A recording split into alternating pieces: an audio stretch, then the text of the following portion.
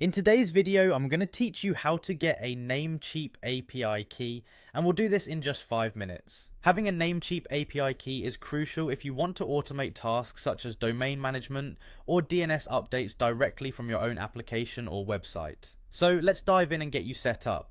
First, you'll need to open your favorite web browser and navigate to the Namecheap website. If you're not already familiar, Namecheap is a well-known domain registrar and web hosting service that also offers a user-friendly API. Once you're on the site, ensure you log in with your existing credentials so you have full access to your account settings. After you've logged in, scroll down and find the profile section. This is where all your account settings are housed. It's essential to have easy access to this area because that's where you manage your domains, billing info, and importantly your API settings. Now, navigate over to the Tools section within your profile.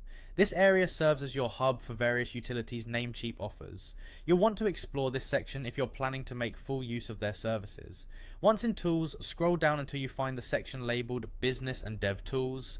This is where you'll access more advanced features, specifically the API access. It's a well organized section, so it should be easy to locate.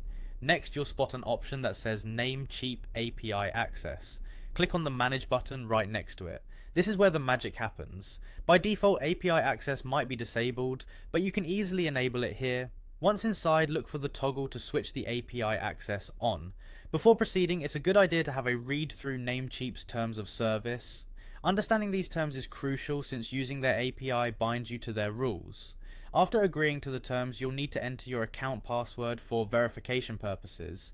This step ensures that the changes are being made by you and helps to secure your account settings. Finally, once you've successfully enabled the API access, Namecheap will allot you an API key. Remember, your Namecheap account username will function as your API username.